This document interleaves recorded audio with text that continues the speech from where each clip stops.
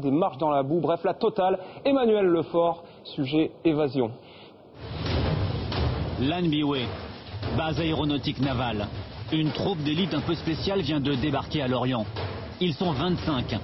Et derrière ces couleurs se cachent des skieurs de l'équipe de France en mission pendant 3 jours chez les fusiliers marins pour un stage commando.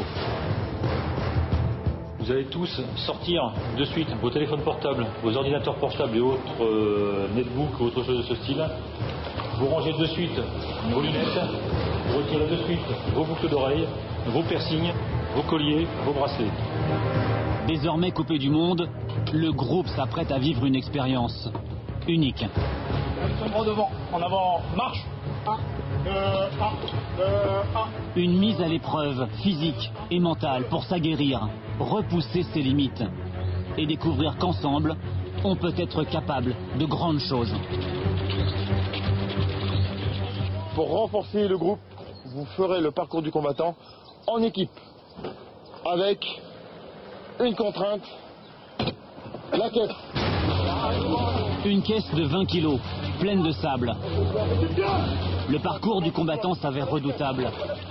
Mais c'est dans la difficulté que les chefs se révèlent. Martin Fourcade, champion du monde de biathlon cet hiver, commande les opérations. Et tout s'enchaîne. La géantiste Tessa Worley, médaillée de bronze aux mondiaux, est en première ligne. Adrien Théo, le patron de l'équipe de France de descente, est lui aussi aux avant-postes. Les filles vous rattrapent, les gars! Les filles vous rattrapent! Malheureusement, les leaders de l'équipe de France restent les leaders ici au parcours du combattant. Alors chez nous, les leaders évoluent en permanence. Il y a un moment donné, je m'aguerris, je prends confiance en moi et je peux devenir leader. Là, ce sont toujours les mêmes qui restent en retrait, toujours les mêmes qui se mettent en avant. Ça resserre, en hiver on est tous copains, mais on est quand même tous adversaires, du coup il y a toujours des petites tensions, des problèmes d'ego. Et là sur une épreuve comme ça, il n'y a pas ce genre de problème, parce que c'est vraiment le groupe qui, quand il y en a un qui n'est pas bien, il faut le lever, et sinon il reste là, donc c'est assez instructif. Au-delà de l'effort physique et de la résistance de chacun, il y a le dépassement de soi. Une notion bien connue des sportifs de très haut niveau que les commandos Marines vont chercher à exacerber. Mais toujours dans un esprit collectif, car l'individu n'est pas la priorité. Troisième groupe, 1, 2, 3, plouf. Seul le groupe a de la valeur.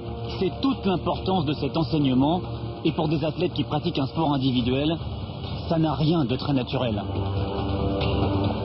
J'ai bu 2-3 fois la tasse, mais ça va, ça fait mal aux jambes.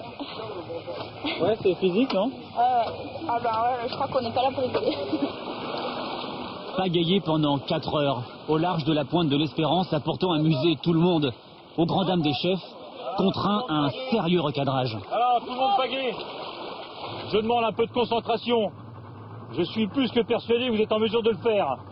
Si vous considérez que c'est un jeu, c'est dommage.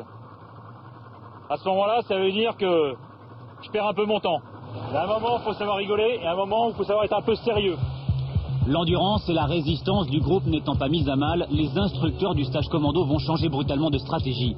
Tenue de camouflage obligatoire pour un raid nocturne aquatique improvisé. On n'est pas seul sur la mer ce soir. On a des étracos, des embarcations commando là, qui filent à plus de 40 nœuds. Ça fait entre 70 et 80 km/h. Donc le mec qui est à l'eau, ou la fille qui est à l'eau, Inch'Allah, il se débrouille. Et nos stress, ça se passe bien, on a encore tué personne. 5 heures de mission, accroché à un Zodiac, avec du stress et de l'appréhension. L'aventure n'a rien d'une balade au clair de lune.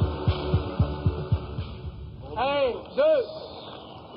Le réveil musculaire au petit matin va vraiment entamer le moral des troupes. Dans la vase laissée par la marée, les visages se crispent. Pour la première fois, la fatigue se fait sentir. Mais tous luttent pour ne pas craquer. C'est alors que la cohésion tant recherchée par l'armée va se mettre en marche comme par magie, ici dans cette cuve, sur ce plan incliné qu'il faut franchir. Moi je les trouve particulièrement aguerris. Physiquement, ils sont vraiment